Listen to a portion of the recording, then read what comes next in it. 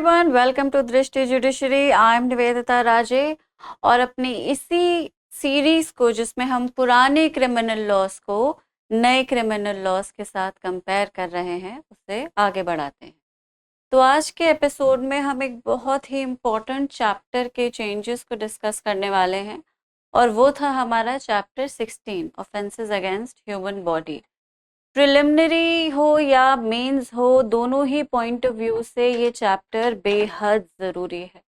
In fact बाकी के भी जो कॉम्पिटिटिव एग्जाम्स हैं, सॉरी, जैसे कि क्लैट हो गया या फिर यूपीएससी लॉ, उसमें भी इस चैप्टर का बहुत ही इम्पोर्टेंट रोल है। तो क्या क्या चेंजेस आए हैं उनको समझना ज़रूरी है। जैसे कि मैं पहले ही बता चुकी हूँ कि जो चेंजेस हैं वो कंसेप्चुअल चेंजेस नहीं है। मतलब जो क्रिमिनल लॉज के जो कंसेप्ट्स थे वो सेम है, क्योंकि वो यूनिवर्सल कंसेप्ट्स थे और उनको चेंज करने की ज़रूरत नहीं थी।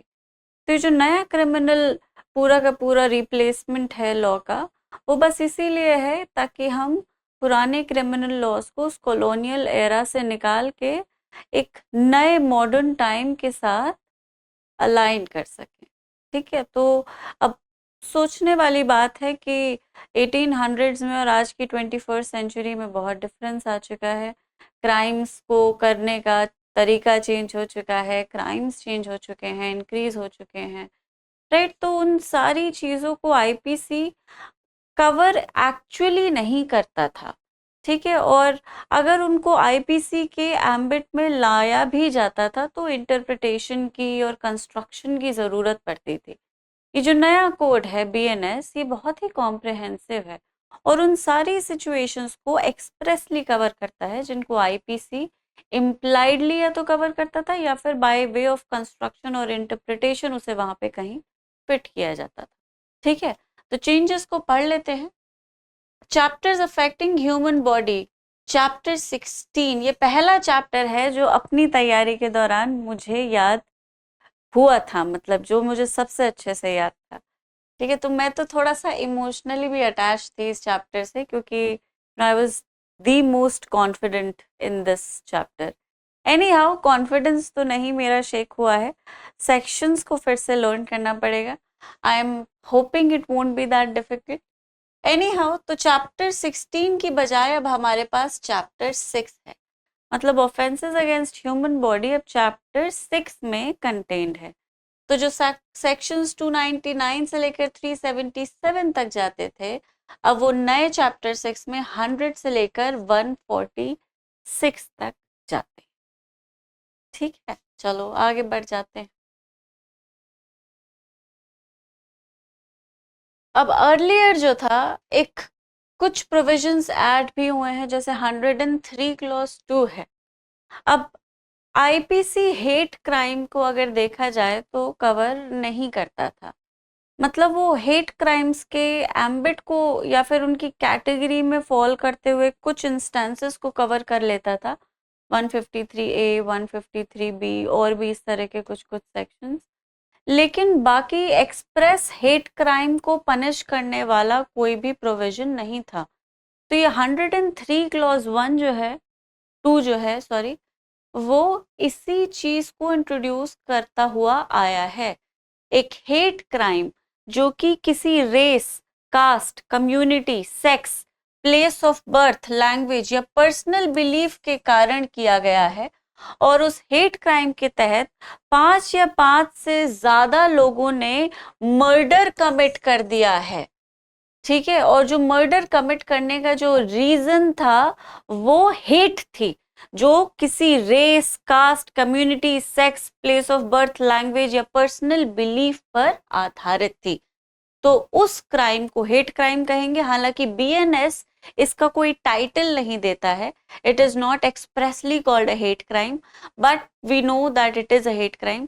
ठीक है, उसके बहुत सारे इंस्टेंसेस, कुछ लेजिस्लेशन है, वेस्टर्न लेजिस्लेशन, जो इसे स्पेसिफिक नेम देते हैं, बीएनएस नहीं दे रहा है।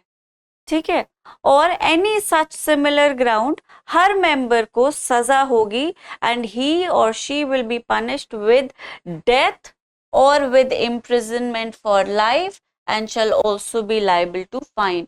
तो ये एक ऐसा क्राइम जो कि हेट के बेसिस पे किया गया है, हेट किस बेसिस पे है उसे डिफाइन कर दिया है, इनफैक्ट उसे एग्जॉस्टिव नहीं रखा है, it is open to interpretation, किसी और वजह से भी हेट हो सकती है, ठीक है, सिर्फ community, caste, sex, place of birth etcetera parameter नहीं हो सकते, और 103 क्लॉज 2 इस चीज को कंसिडर कर रहा है, ठीक है। तो इस हेट के चलते अगर किसी को मर्डर कर देता है एक ग्रुप 5 और मोर पीपल का, तो उन्हें डेथ या लाइफ इम्प्रिजनमेंट की सजा हो सकती है। बहुत ही एक्सट्रीम पनिशमेंट है और बहुत ही अप्रोप्रिएट सेक्शन है आजकल के टाइम पे, जहाँ पे हम इतना प्रोग्रेसिव हो चुके हैं, पुरानी इविल्स को, सोसाइटी की विकृतियों को पीछे छोड़ आए हैं। वहां पे भी जब लोग इस तरह की हरकतें करते हैं, हेट्रेड फैलाते हैं रिलीजन के नाम पे, कास्ट के नाम पे, तो सोसाइटी का माहौल खराब होता है। और हमारे जो पुराने रिफॉर्मर्स थे, उनकी शहादत, उनके सैक्रिफाइसेस, उनके अटेम्प्ट सब बिल्कुल एकदम वेस्ट हो जाते हैं, ठीक है। तो ये अटेम्प्ट जो है एक बहुत ही अच्छा अटेम्प्ट है बीएनएस में, सेक्शन 103 क्लॉज 2। आईपीसी में कोई सेक्शन नहीं था इस चीज से रिलेटेड, तो ये एक नया सेक्शन है, ठीक है। 303। अब सबको मिट्ठू Singh versus state of Punjab का केस पता होगा, पता होना भी चाहिए।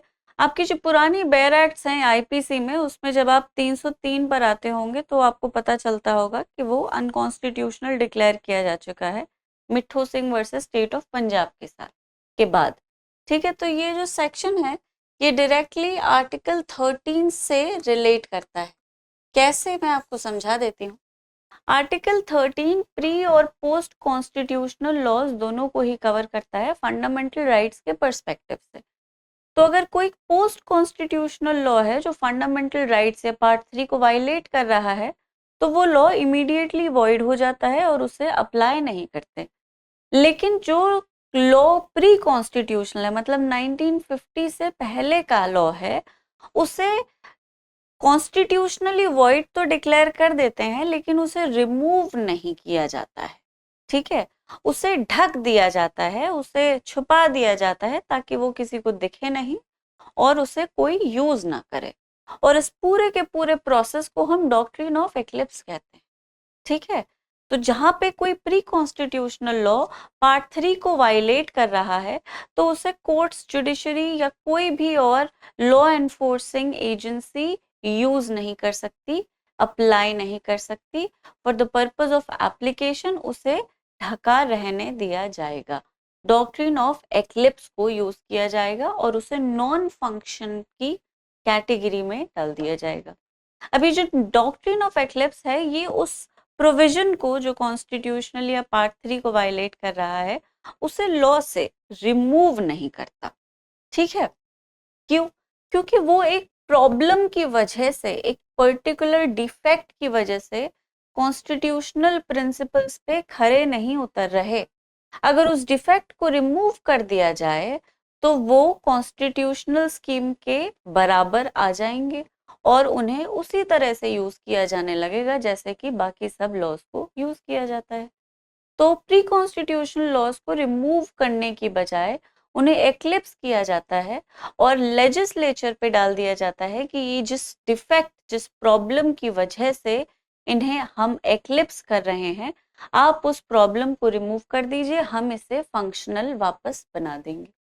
अब 303 जो था वो ये कहता था कि अगर कोई कन्विक्ट है जिसे लाइफ इम्प्रिजनमेंट की सजा मिली हुई है, वही कन्विक्ट अगर मर्डर कर देता है तो उसे डेथ की सजा मिलेगी, शैल बी पनिश्ड विद डेथ, ठीक है। और ये एक लौता सेक्शन है जिसमें कोर्ट के पास किसी भी तरह के और पनिशमेंट को देने का वॉल्यूशन या डिस्क्रेशन नहीं था।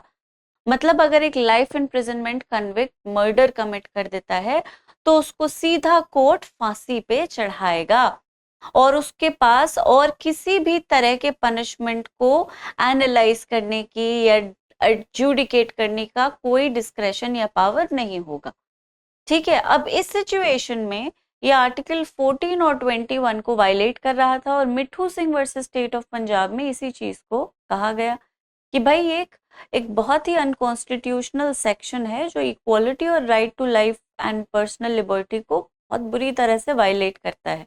ठीक है, कोर्ट के पास डिस्क्रेशन होना जरूरी है भाई। जब वो बाकी अक्यूज के साथ अपने डिस्क्रेशनरी पावर्स को यूज कर सकता है कि क्या पनिशमेंट देना चाहिए, gravity of offence, situation of offence, किस सिचुएशन में क्राइम कमिट किया गया है, उस टाइम पे इंटेंशन क्या था, माइंडसेट क्या था, इन सारी चीजों को ध्यान में रख के कोर्ट पनिशमेंट देता है। इसलिए किसी भी पर्टिकुलर ऑफेंस के लिए एक ही पनिशमेंट नहीं होता, रेंज होती है पनिशमेंट्स की, विंडो होती है। उस पूरी विंडो में से कोर्ट को जो पनिशमेंट अप्रोप्रिएट लगता है वो कोर्ट दे देता है। और उस चीज को जज करने के लिए कोर्ट बहुत सारे पैरामीटर्स को यूज करता है। यहाँ 303 में वो सारे पैरामीटर्स नल एंड वॉइड हो जाता है क्योंकि कोर्ट के पास कोई विंडो ही नहीं है, देने के लिए एक ही पनिशमेंट है। समझ आ रही है? तो इसीलिए इस सेक्शन को एक्लिप्स कर दिया गया, लेजिस्लेचर पर डाल दिया गया कि भाई डिफेक्ट को रिमूव करो। लेजिस्लेचर ने फाइनली इस सेक्शन के डिफेक्ट को रिमूव कर दिया है और कोर्ट के पास जो डिस्क्रेशन नहीं था वो दे दिया है। तो 303 अब एक फंक्शनल सेक्शन है और एक नए सेक्शन नंबर के साथ आया है और वो है section 104।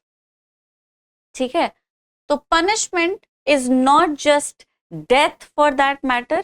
Punishment has been expanded. Like I said, it has been now, put in a window जिसमें कोर्ट डिसाइड कर सके कि किस तरह का क्या पनिशमेंट होना चाहिए। तो if a convict under the sentence of imprisonment of life commits murder shall be punished with death or with imprisonment for life, which shall mean the remainder of that person's natural life. Punishment अगर देखा जाए तो अभी भी काफी extreme है और discretion का जो विंडो है वो बहुत ज्यादा एक्सपैंड नहीं किया गया है। हो सकता है आने वाले टाइम में इसे चैलेंज किया जाए, देखते हैं। ठीक है, अभी तो लॉ आया ही है तो उस पर various interpretations, adjudication supreme court के, हाई कोर्ट्स के आएंगे और फिर सेक्शन का असल चेहरा निकल के आएगा। अभी इसकी जो एविडेंट अपेरेंट एनोमली थी उसे रिमूव करके इसे वापस डाल दिया गया है सेक्शन 104 में। ठीक है, अब आता है सेक्शन 106 क्लॉज 1। ये एक कॉरस्पॉन्डिंग सेक्शन है जो कि 304 ए के इन प्लेस पे है। ठीक है, तो 304 A basically define death by negligence. तो कोई भी बहुत रैश या नेग्लिजेंट एक्ट से डेथ कमिट कर देता है किसी की तो उसे 304 ए पनिश करता था। ठीक है, अब 106 जो है वो इसी का कॉरस्पॉन्डिंग सेक्शन है लेकिन एक चेंज के साथ आया है। जैसे अगर हम डॉक्टर्स की या मेडिकल प्रैक्टिशनर्स की बात करें तो उनको पनिश करने के लिए कोई सेपरेट सेक्शन नहीं था। जैसे there were separate sections which could have been interpreted in a manner कि मेडिकल प्रैक्टिशनर्स को या डॉक्टर्स को उनमें इंक्लूड किया जा सके, जैसे कि acts endangering personal safety and life और hurt caused by an act endangering personal safety और लाइफ और grievous hurt caused by an act endangering personal safety and life. ठीक है, बस यही थे। डेथ को लेकर पर्टिकुलरली कोई इस तरह का प्रोविजन नहीं था जो मेडिकल प्रैक्टिशनर्स पे लागू हो।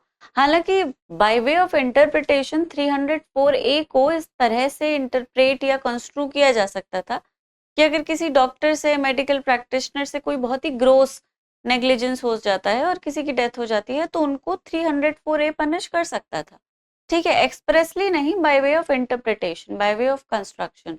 अब इस चीज को थोड़ा सा एक्सपैंड कर दिया है और 106 मेडिकल प्रैक्टिशनर्स को एक्सप्रेसली इंक्लूड करता है। ठीक है, मेडिकल प्रैक्टिशनर्स की डेफिनेशन को भी इंक्लूड किया गया है इसमें। तो एक्सप्लेनेशन जो है, for the purpose of the subsection registered medical practitioner means a medical practitioner जिसके पास मेडिकल क्वालिफिकेशन है, जिसे National Medical Commission Act 2019 recognise करता है, जिसका मेडिकल रजिस्टर या फिर स्टेट मेडिकल रजिस्टर में नाम दर्ज है, वो है रजिस्टर्ड मेडिकल प्रैक्टिशनर। और उससे भी कोई ग्रोस या नेग्लिजेंट एक्ट हो जाता है जिसकी वजह से किसी की डेथ हो जाती है तो he will be punished under section 106। ठीक है, इसको और थोड़ा डिटेल में आगे करेंगे। अब आते हैं हम 304 culpable homicide not amounting to murder. ये सेक्शन पर्टिकुलरली उन इंस्टेंसेस को या उन एक्सेप्शंस को पनिश कर रहा था जो सेक्शन 300 में थे। सबको याद होगा सेक्शन 300 मर्डर को डिफाइन करता था, ठीक है। और मर्डर के साथ साथ कुछ 5 एक्सेप्शंस दे रखे थे जिनमें डेथ हो जाती है, मतलब होमिसाइड, हत्या तो हो जाती है, लेकिन उस हत्या को उस एग्जिस्टिंग सर्कमस्टेंस में मर्डर कहना सही नहीं होगा, ठीक है। गैर इरादतन हत्या, मर्डर में हत्या के पीछे इरादा होता है, किस चीज का? हत्या करने का, समझ रहे हैं आप? तो गैर इरादतन हत्या is what culpable homicide not amounting to murder is, ठीक। तो अगर कोई आदमी एक ऐसी सिचुएशन में है जहां पे उससे हत्या हो गई, शायद उस पर्टिकुलर मोमेंट पे वो हत्या करना भी चाहता था, लेकिन वो मोमेंट, वो सर्कमस्टेंस, उसका that existing state of mind, the intention, the knowledge that he possessed at that particular moment, जब उसने ये एक्ट कमिट किया है, वो मर्डर की किसी भी 4 क्लॉज में फॉल नहीं कर रहा, ठीक है। और इस सिचुएशन में वो एक्सेप्शन में आ जाएगा, वही एक्सेप्शंस जो उस सेक्शन 300 में दे रखी थी। और अगर वो आ जाता है एक्सेप्शन में तो उसे मर्डर की सजा नहीं होती है, उसे सजा होती है culpable homicide not amounting to murder, ठीक। और ये सजा 304 में दे रखी थी। तो 304 बेसिकली 2 पार्ट्स में डिवाइडेड था और 2 तरह के पनिशमेंट को एंटेल करता था। एक तो वो डेथ या वो होमिसाइड जो इंटेंशन के साथ की गई, इसका अलग पनिशमेंट है, ठीक है, विद इंटेंशन, यहां मैं लिख देती हूँ। एक वो डेथ जो विदाउट इंटेंशन की गई लेकिन नॉलेज थी कि death might be a likely consequence, ठीक है, बट विद नॉलेज। तो इन दोनों सिचुएशंस को 304 पनिश करता है। अब कुछ बच्चे सोच रहे होंगे कि मैम विद इंटेंशन, अगर डेथ इंटेंशन के साथ कॉज की गई है तो वो मर्डर ही तो हुआ, उसे culpable homicide not amounting to murder कैसे कह सकते हैं, ठीक है। तो ऐसा होता है कि मर्डर जो है वो एक डिफरेंट ऑफेंस, ठीक है, उसमें बहुत सारे एलिमेंट्स हैं। अगर आप उन चारों, फर्स्टली, सेकेंडली, फोर्थली तक इन सारे क्लॉजेस को एग्जामिन करें तो आप देखेंगे कि उनमें कुछ एलिमेंट है। प्री मेडिटेशन का एक एलिमेंट है, एक्सट्रीम क्रूल्टी का एक एलिमेंट है, ठीक है, recklessness towards eminently dangerous situation का एक एलिमेंट है। बेसिकली हत्या जो है वो अगर इरादे के साथ की जाए तो it is a different act all together, ठीक है। उसमें प्लॉटिंग, प्लानिंग, साजिश सब कुछ होती है, ठीक। लेकिन कई बार एक आदमी एक ऐसे स्टेट ऑफ माइंड में होता है जहां पे वो इतना ज्यादा गुस्से में है कि उसे बस कुछ करना है, उसे गुस्सा उतारना है, और वो गुस्सा उतारते वक्त हत्या ही कर देता है। मतलब उसे इतना गुस्सा आता है कि जो आदमी उसे गुस्सा दिला रहा है वो उसकी हत्या ही कर देना चाहता है, ठीक है। अब इसे ऐसे समझिए, लेट्स से कि एक आदमी है, उसने पूरी की पूरी प्लानिंग कर रखी है, ठीक है। उसने ए को घर पे बुलाया और उसे बैठाया, खाने में उसके जहर मिला रखा था। उस ए ने खाना खाया, वो बेचारा, अब पॉइजन जो है वो इमीडिएटली तो किल करता नहीं अनलेस इट इज साइनाइड, ठीक है। तो वो बेचारा सफोकेट हुआ, टॉर्चर हुआ और फिर वो मर गया। और ये आदमी जो उसकी डेथ करना चाहता था कॉज, वो देख रहा है बैठ के, मरने का इंतजार कर रहा है ताकि बॉडी को डिस्पोज कर सके, ठीक है। यहाँ पे एक्सट्रीम क्रूअल्टी है, if you understand what I am trying to say, ठीक है। You are watching a person die because you wanted him to die. ये एक ऑर्डिनरी माइंडसेट नहीं है, ये एक ऑर्डिनरी सिचुएशन नहीं है। यहाँ पे प्री मेडिटेशन है, एक्सट्रीम इंटेंशन है, एक डायरेक्ट क्रिस्टल क्लियर एक्शन है जो डेथ की तरफ ही ले जाएगा। उस एक्शन का कोई और विकल्प नहीं हो सकता, कोई और ऑप्शन नहीं हो सकता। अगर उस आदमी के जो बेचारा मर गया उसके सितारे बड़े अच्छे थे तो शायद कोई इंटरफेरेंस हो जाए बीच में या कुछ ऐसा हो जाए कि उसकी डेथ ना हो, वो बच जाए, कोई आ गया, उसे एम्बुलेंस या हॉस्पिटल ले गया, उसे टाइम से बचा लिया गया, तो ये तो भाग्य की बात है, ठीक है। लेकिन otherwise in every other situation murder would be a different kind of an offence.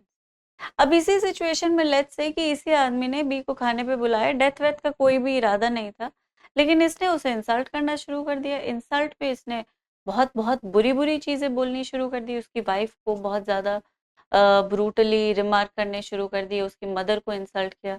In fact उसने इस कदर हद कर दी कि उसने उसकी मदर पे हाथ उठा दिया, उसकी वाइफ को मारने लगा, खाना फेंक दिया, मतलब बहुत ही ज्यादा एक्सट्रीम बदतमीजी पे चला गया वो, ठीक है। अब इस सिचुएशन में ये जो आदमी है वो इतना गुस्से में आ गया, इतना गुस्से में आ गया कि उसने उसके सर पे जोर से कुछ मार दिया।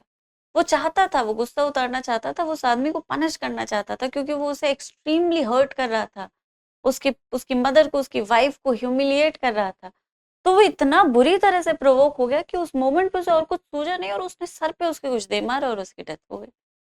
ठीक है, देखो यहाँ पे अगर देखा जाए तो हत्या तो दोनों में ही है, हत्या तो दोनों ही जगह हो गई है, ठीक है। कहीं ना कहीं हत्या को करने का इंटेंशन भी दोनों जगह है, लेकिन सर्कमस्टांसेस डिफरेंट है ना। पहले सिचुएशन में या पहले इलस्ट्रेशन में सर्कमस्टांस बिल्कुल अलग था, प्री मेडिटेशन था, हत्या का इरादा था, एक प्लॉटिंग थी, क्रूरटी थी। माय गॉड, उस आदमी को मरता हुआ देख रहे हैं बचाने की बजाय। ये नॉर्मल इंसान नहीं कर सकता, ठीक है। एक अजनबी को भी अगर आप मुसीबत में देखते हैं तो सबसे पहले दिमाग में उसे बचाने का ही ख्याल आता है। तो सोचो वो आदमी कितना एक्सट्रीमली निर्दयी क्रूअल होगा जो एक आदमी को मरता हुआ देखे, ठीक है। लेकिन दूसरी तरफ इतना गुस्सा है उस इंसान को, इतना ज्यादा वो बिल्कुल पागल हो गया है गुस्से से और उसने गुस्से में कर दिया वो। तो दोनों सिचुएशंस डिफरेंट है, मतलब सिचुएशन डिफरेंट है, माइंडसेट माइंडसेट डिफरेंट है, सिनेरियो डिफरेंट है, तो सजा एक कैसे हो सकती है, ऑफेंस एक कैसे हो सकता है, ठीक है। इसीलिए हम यहाँ पे जब इंटेंशन की बात कर रहे हैं तो हम उस मोमेंट पे तो इंटेंशन था, लेकिन वो इंटेंशन था वो प्री मेडिटेशन से नहीं आया था, वो एक मोमेंट पे फॉर्म हुआ और उस मोमेंट के गुजर जाने पर खत्म हो, ठीक है। The intention that is being talked about in section 304 is that momentary intention that forms in the heat of the moment in a very passionate situation and then it vanishes after some time, ठीक है। इसी ये है difference, तो confuse होने की जरूरत नहीं है। अब चेंज क्या है, without intention but with knowledge, मतलब कोई इस तरह का एक्ट या उस तरह की बॉडीली इंजरी जो आपको पता थी डेथ की तरफ लीड कर सकती है, फिर भी आपने उसे दे दिया अपने रैश मैनर में या रेकलेसनेस में, केयरलेसनेस में, तो आप पे कल्पेबल होमिसाइड नॉट अमाउंटिंग का मर्डर का चार्ज लगेगा। एक्सेप्शंस आप सबको पता ही, ठीक है। अब पहले जो था वो not amounting to murder shall be punished with imprisonment for life और imprisonment of either description which may extend to 10 years, ठीक है, and shall be liable to fine if the act by which the death is caused is done with the intention of causing death or of causing such bodily injury as is likely to cause death।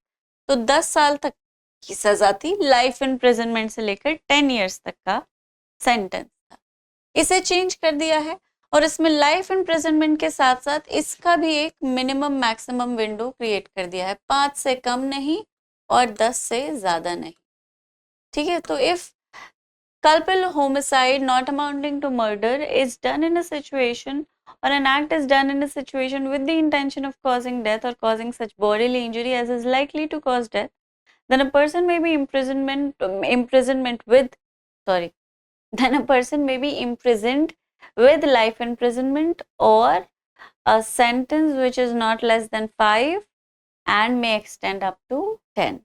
ये है change नए section 105 में, ठीक है। अब दूसरा जो है मतलब वो without intention but with knowledge में जो पनिशमेंट था, it may have extended to 10 years or with fine or with both if the act is done with the knowledge that it is likely to cause death। Intention नहीं है इसमें, but without any intention to cause death, इसको same ही रखा है, ठीक है। It remains the same. इसमें सजा अभी भी 10 साल तक हो सकती है, कोर्ट के पास डिस्क्रेशन है, ठीक है। तो वो 1 से 10 साल तक की भी सजा हो सकती है, 6 महीने से 10 साल तक की भी सजा हो सकती है, डिपेंडिंग कि भाई किस सिचुएशन में क्राइम हुआ है और उस सिचुएशन को समझ के एनालाइज करके कोर्ट को क्या पनिशमेंट सही लगता है वो कोर्ट दे सकता है। मैक्सिमम 10 साल तक की सजा दी जा सकती है। ठीक है, तो ये सेम है।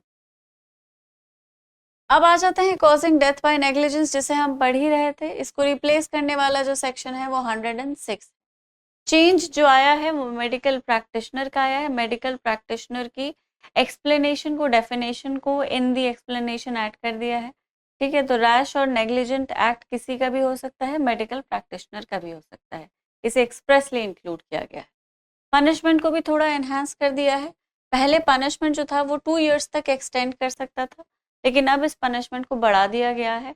अब गलती की सजा सिर्फ 2 साल तक नहीं होगी, अब गलती की सजा बढ़ के 5 साल तक हो गई है।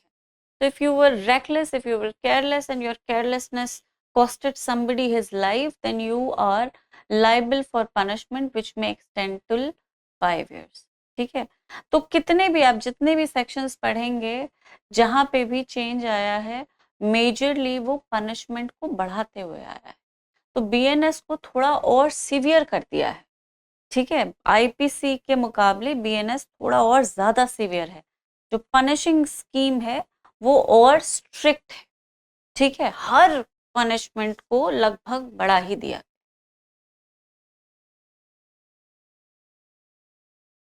तो जो ऐड हुआ है वो यही हुआ है, आप देख सकते हैं। एक और सेक्शन सब क्लॉज ऐड किया गया है। इस सब क्लॉज में whoever causes death of any person by rash negligent driving and escapes without reporting hit and run it to a police officer or a magistrate soon after the incident shall be punished with imprisonment of either description, जो कि 10 साल तक जा सकता है। तो एक आदमी एक तो हिट कर देता है, डेथ हो जाती है और पुलिस को या किसी को भी रिपोर्ट या उसे हॉस्पिटल ले जाने के बजाय भाग जाता है। Hit and run. ठीक है, हिट एंड रन को एक्सप्रेसली आईपीसी कवर नहीं करता था, और लेजिस्लेशंस उसे कवर कर रहे थे, लेकिन आईपीसी नहीं कवर करता था। तो हिट एंड रन में if the hitting results in death and then the person runs, he is liable for punishment which may extend up to 10 years. This is a new addition in this new section. ठीक है, 106 clause 2। चलो moving on, 307 which was attempt to murder। तो वो attempt to murder या तो किसी normal इंसान के थ्रू है या फिर लाइफ कन्विक्ट्स के थ्रू है। So if an attempt to murder has been done by a person who is already serving a life sentence, ठीक है, अगर वो उस अटेम्प्ट में डेथ हर्ट कॉज कर देता है तो उसे डेथ की सजा दी जाए। ये बहुत एक्सट्रीम है सेक्शन। अगेन ये कुछ 303 जैसा ही है। ठीक है, तो अब इसके कॉन्स्टिट्यूशनल पैरामीटर्स को जज तो डेफिनेटली किया जाएगा। 303 को बस इसी रीजन से एक्लिप्स किया गया था कि वो 1421 को वायलेट कर रहा था, कोर्ट से डिस्क्रेशनरी पावर ले रहा था। अब ये जो नया अमेंडमेंट है ये भी कुछ उसी तरह से it is kind of like that. 307 भी उसी तरह का सेक्शन था, but it was left there, उसको रख दिया कि भाई तुम मर्डर का अटेम्प्ट कर रहे हो और अटेम्प्ट करते करते किसी को चोट पहुंचा देते हो तो तुम्हें सीधा डेथ की सजा होगी। ओके, 109 क्लॉज 2 है जो अटेम्प्ट टू मर्डर को रिप्लेस कर रहा है। अब इसमें भी ये काफी एक्सट्रीम है। So if a person who is serving a sentence of life and if he attempts murder and in that process if he causes hurt, then he would be punished with death or with imprisonment for life, which shall mean the remainder of a person's natural life। ठीक है, ये दोनों ही sections 303 को ले लीजिए, जो कि नया जो पुराना सेक्शन 105 है। आई माइट बी रॉन्ग, एक बार मैं फिर देख लेती हूँ।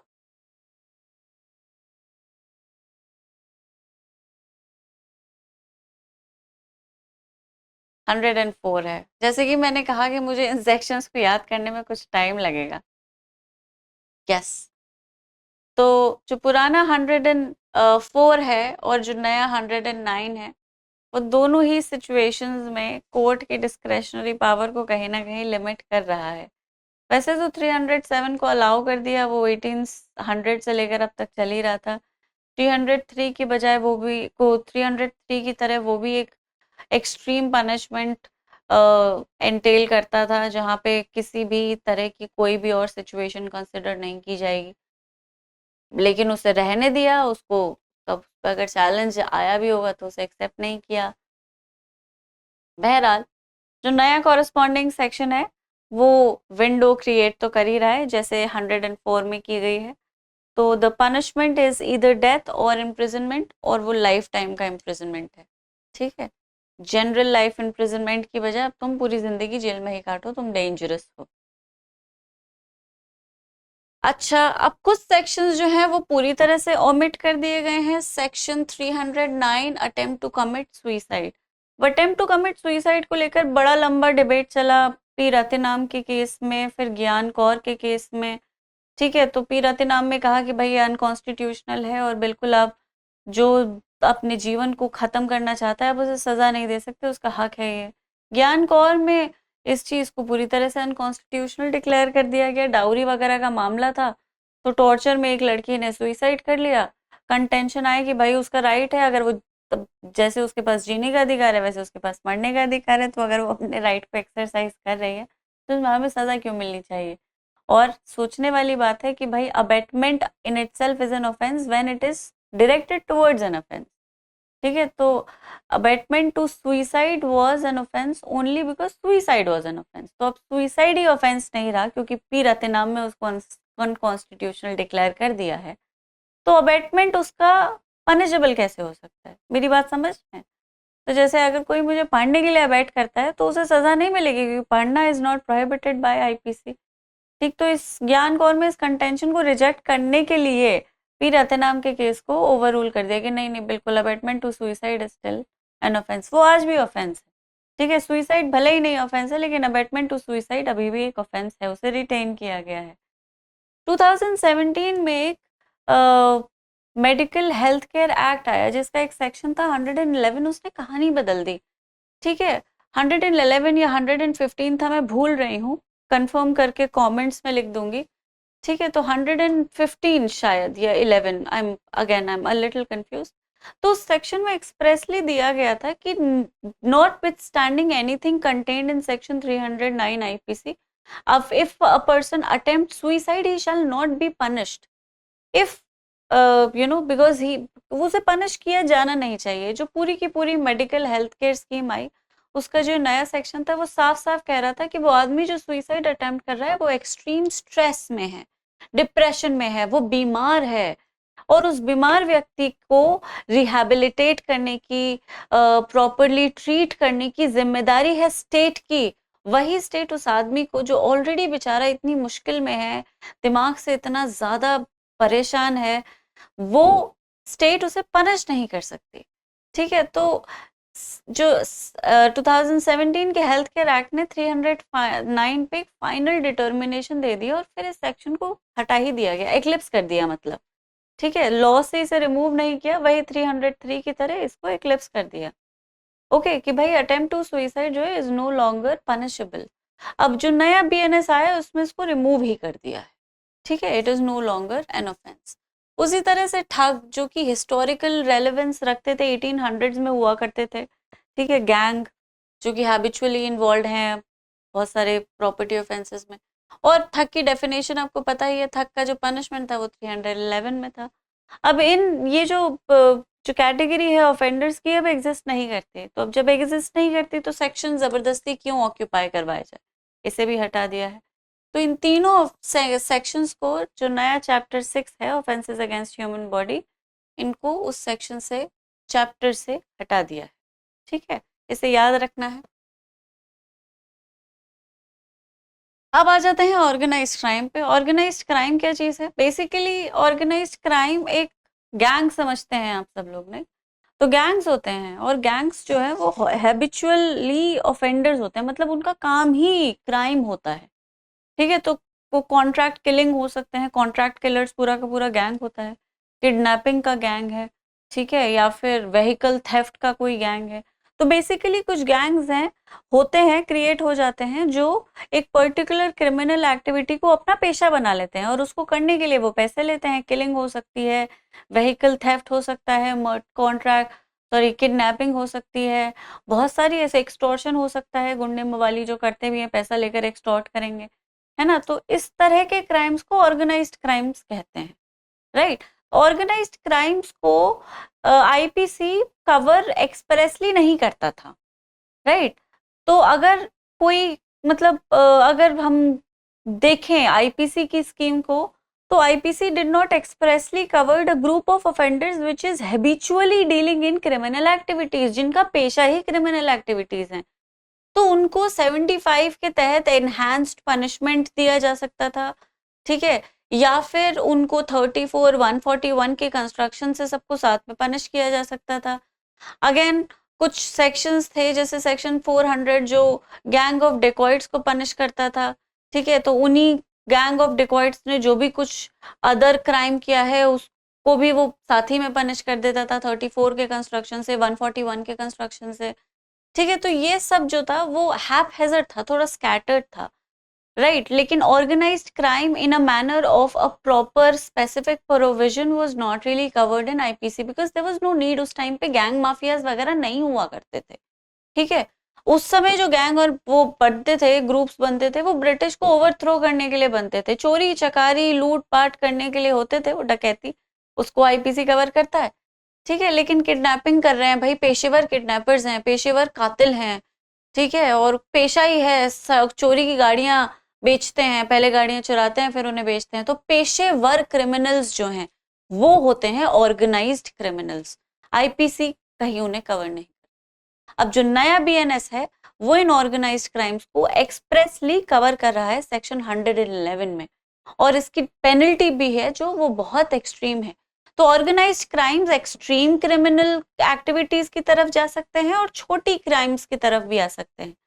जैसे बड़े जो क्राइम्स हैं, लाइक आई सेड, पेशेवर कातिल, मर्डर एक एक्सट्रीम क्राइम है, कॉन्ट्रैक्ट किलिंग एक्सट्रीम क्राइम है, ठीक है, व्हीकल थेफ्ट हो गया, या फिर एक्सटॉर्शन हो गया, किडनैपिंग हो गई। तो इस तरह के जो बड़े बड़े क्राइम्स हैं, इकोनॉमिक ऑफेंसेस हो गए, ये बड़े ऑर्गेनाइज क्राइम्स हैं, इनकी पेनल्टी हाई है, ठीक है।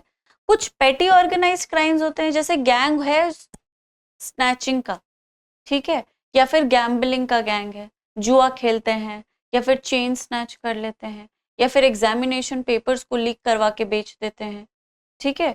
तो इस तरह के छोटे छोटे जो क्राइम्स हैं वो भी ऑर्गेनाइज्ड क्राइम्स है, वो पेटी ऑर्गेनाइज्ड क्राइम्स हैं।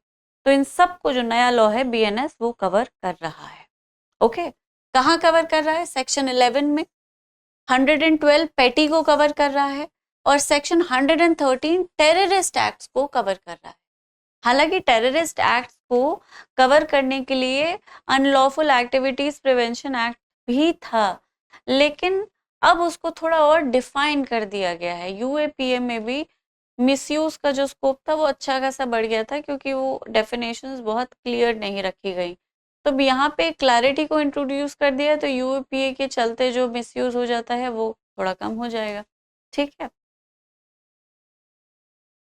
अब हम आ जाते हैं ग्रीवियस हर्ट। ग्रीवियस हर्ट, अब जो सेक्शंस हैं उनमें पनिशमेंट एनहांसमेंट है जनरली। तो ग्रीवियस हर्ट में एक ऐसा हर्ट जो 20 दिन तक आपको दर्द में रखे, वो है ग्रीवियस हर्ट, ठीक है, वो भी है ग्रीवियस हर्ट। अब इन 20 डेज को कम करके 15 डेज कर दिया है, तो वो हर्ट जो आपको which causes you to remain in pain for the course of 15 days, not 20 anymore, 15 days would also be grievous hurt. ये चेंज है। जो नया सेक्शन है वो है 160, ठीक। अच्छा,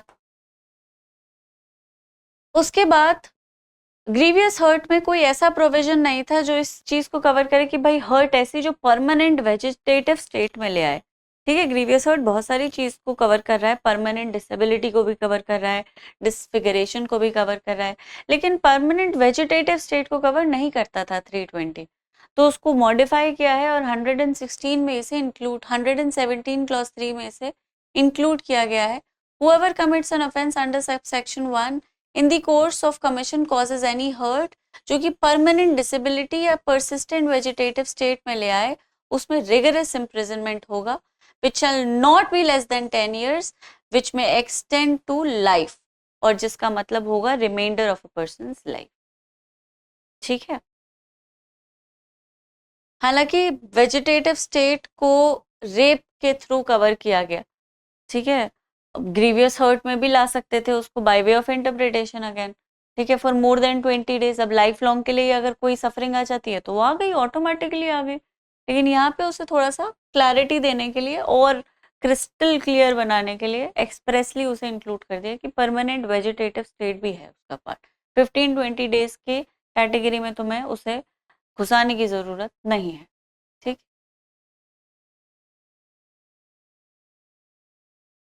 अच्छा, दूसरा, ये भी एक नया प्रोविजन है, एक नए तरह के ऑफेंस को या नए तरह के एक क्राइम को कवर कर रहा है।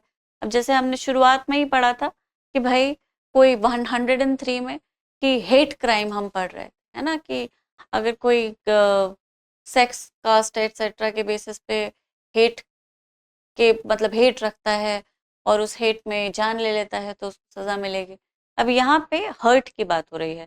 तो व्हेन द पर्सन और group of 5 or more people causes grievous hurt, they do not murder anyone, but they cause grievous hurt and it is done on the same parameters of hate।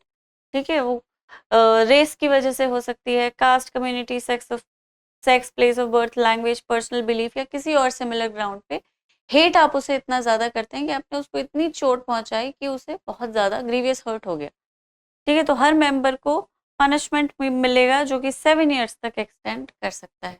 इस तरह का भी कोई crime नहीं था। Hate crime में murder और hurt, grievous hurt दोनों को ही कवर कर लिया गया है, 103 and 117। अब हम आ जाते हैं 332। 332 में voluntarily causing hurt to deter a public servant. तो पब्लिक सर्वेंट को हर्ट करना जानबूझ के ताकि वो अपना काम ना कर सके, ये 332 में पनिशेबल था। पनिशमेंट जो था वो 3 महीने तक का था, अब इस पनिशमेंट को बढ़ा दिया गया है। नया सेक्शन 121 है, पनिशमेंट 3 महीने से 5 साल तक का हो गया है। तो अगर कोई जानबूझ के एक पब्लिक सर्वेंट को हर्ट करता है ताकि वो अपना काम ना कर सके तो उसे 5 साल तक की सजा हो सकती है।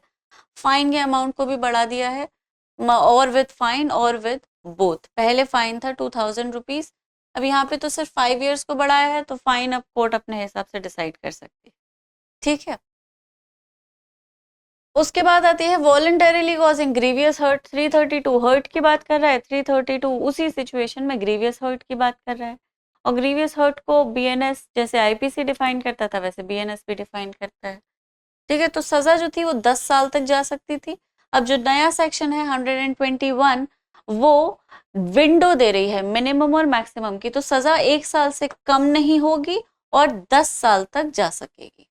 ठीक है, 1 to 10 के बीच की सजा होनी जरूरी है, it should not be less then 1 year। ठीक है, उसके बाद आ जाते हैं 335 पे, voluntarily causing grievous hurt on provocation. इसकी सजा 4 साल तक जा सकती थी। तो अब प्रोवोक करने पर अगर आदमी वॉलेंटरीली ग्रीवियसली हर्ट कर देता है किसी को भी तो उसे 335 पनिश करता था। ठीक है, अब यहाँ पे जो सजा थी, पनिशमेंट 4 years तक एक्सटेंड हो सकता था और 2000 रुपए तक का फाइन था।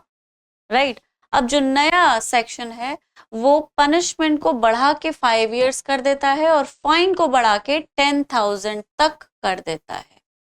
ठीक है, और जो सेक्शन है वो है 122। जैसे कि मैंने कहा कि बीएनएस की जो स्कीम है वो और थोड़ी स्ट्रिक्टली इंट्रोड्यूस की गई है, पनिशमेंट्स को एनहांस किया है। उसके बाद act endangering life and personal safety of others.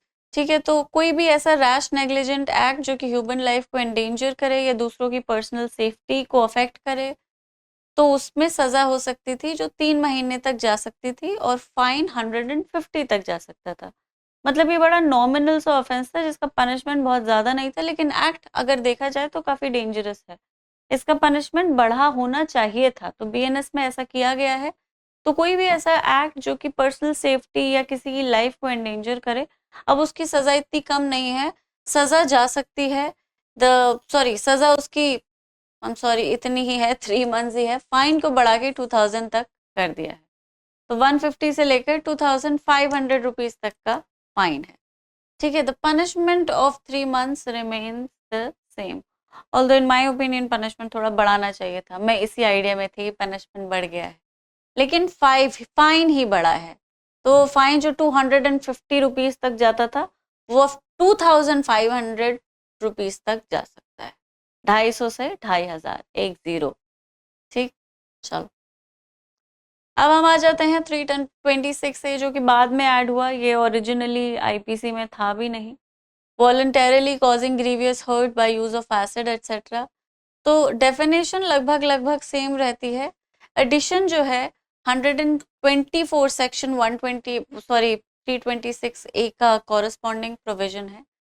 तो उसमें एक सिचुएशन को कवर किया गया है जहाँ पे acid throwing permanent vegetative state में भी कॉज कर सकता है किसी व्यक्ति को। भाई एसिड तो कहीं पे भी फेंका, एसिड तो एसिड है, कोई इस तरह की इंजरी कॉज कर दे कि आप यू नो तो इस तरह की कुछ सिचुएशंस हुए भी कि एसिड डाले, वो इतना बेचारा दर्द में ऐसा कांपा कि सड़क पे गिर गया, ट्रक उसके ऊपर रन ओवर कर गया, उसका स्पाइनल कॉर्ड टूट गया।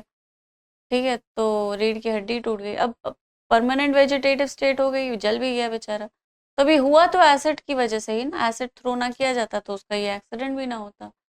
तो इस सिचुएशन को कवर किया गया है नए सेक्शन में, और ये नया सेक्शन कहता है if acid is thrown and it causes an injury or causes a person to be in a permanent vegetative state, तो उसका punishment shall not be less than 10 years और वो imprisonment for life तक जा सकता है। punishment पहले भी वही था, आज भी वही है। आगे बढ़ जाते हैं, section 337 causing hurt by act endangering life or personal safety of others।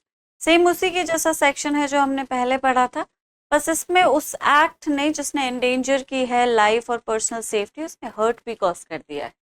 तो इसकी सज़ा जो थी वो 6 months तक जा सकती थी और फाइन जो था वो 500 रुपीज़ तक जाता था। तो सज़ा वही रही है, इम्प्रिजनमेंट 3 months ही है, फाइन को बढ़ा के 5000 कर दिया है, और जो पहले 500 था वो अब 5000 हो गया है। ठीक है, the term of imprisonment remains the same. आगे बढ़ जाते हैं, section 338 causing grievous hurt by endangering life or personal safety of others।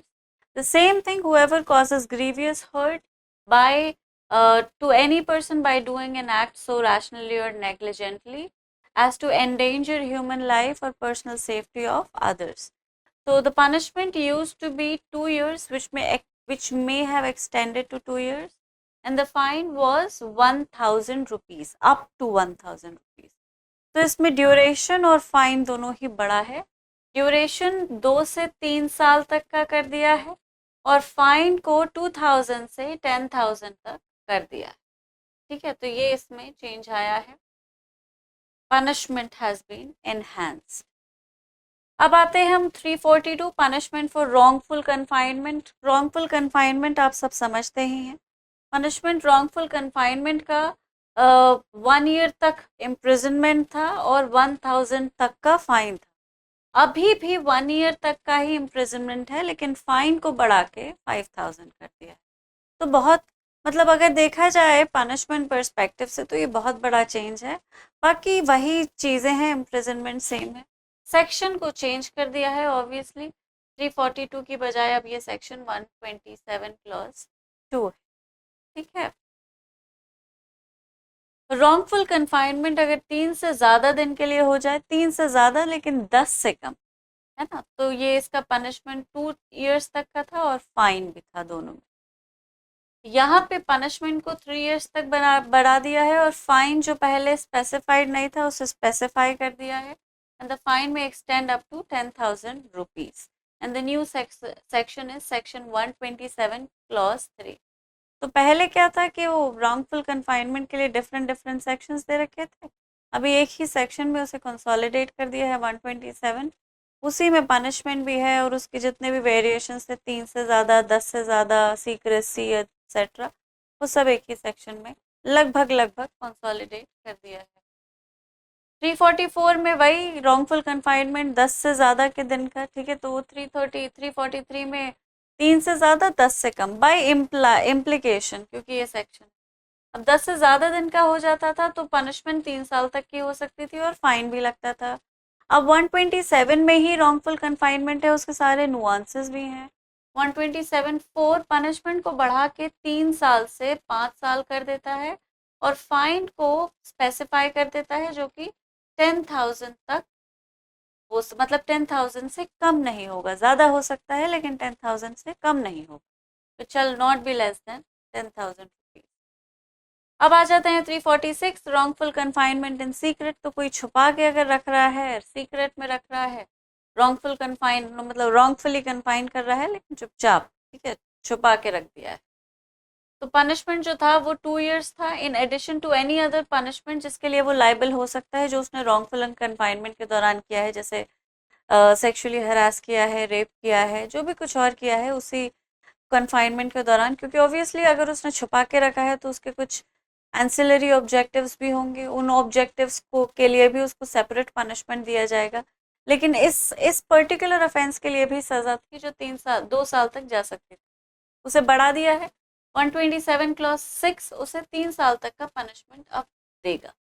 Okay, in addition to any other punishment that he may be liable for because of the acts that he commit during wrongful confinement.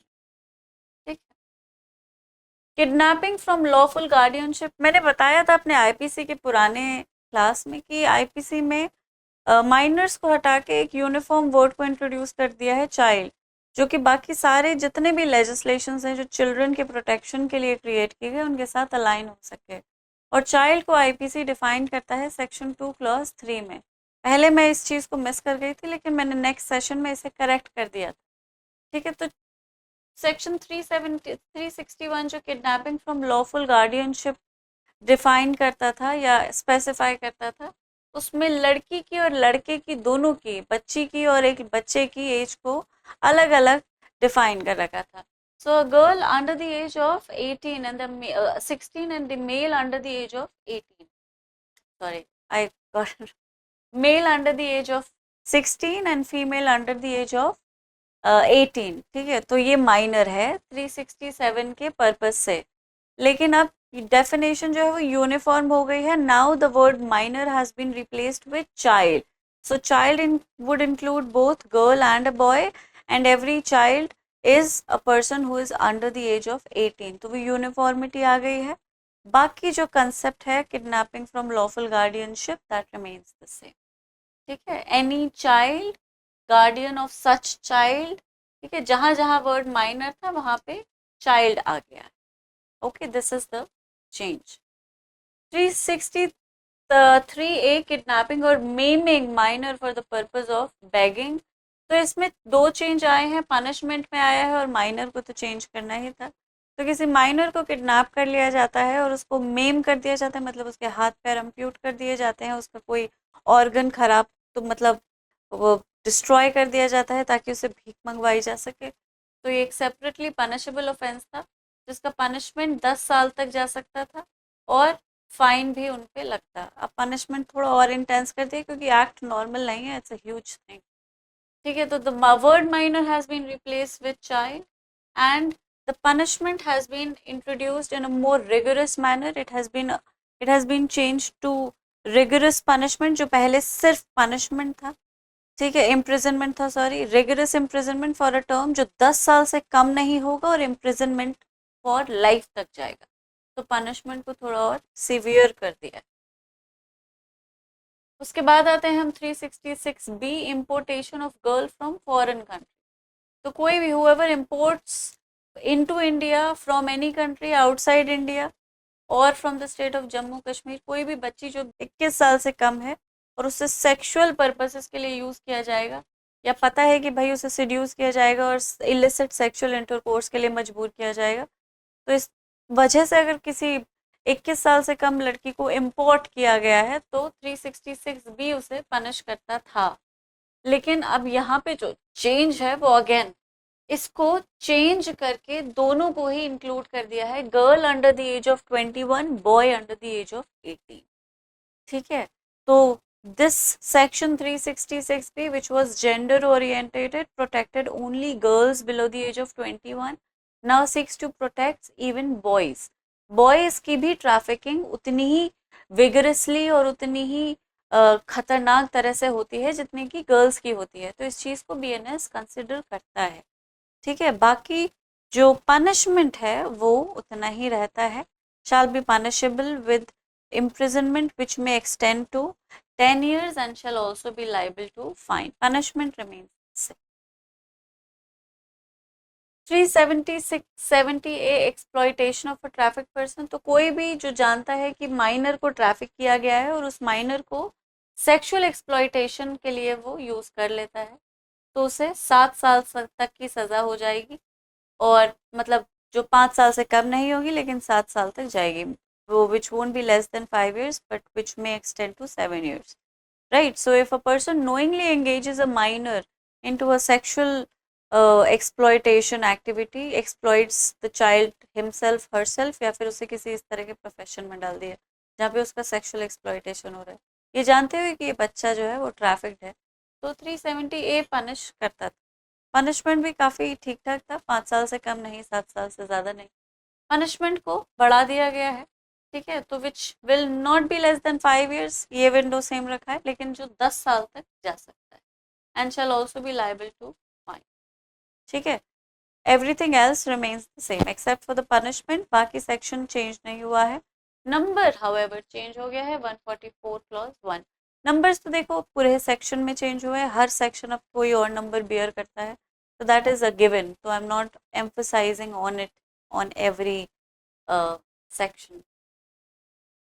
Now we have section 370A clause 2.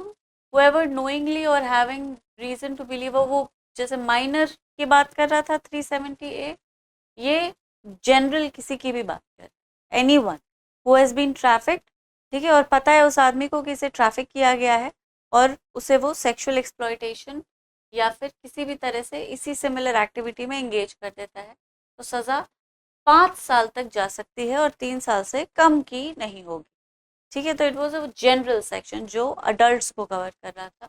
अब जो नया section है 144 clause 2, वो भी same category को cover कर रहा है, बस जो मैक्सिमम विंडो है वो 7 years से बढ़ा के 5 years से बढ़ा के 7 years कर दिया गया। ठीक है, this is the change that has been introduced. Section 377 जो अननेचुरल ऑफेंसेस को डिफाइन करता था और पनिश करता था, उससे बीएनएस की नई स्कीम कवर ही नहीं करती। ठीक है,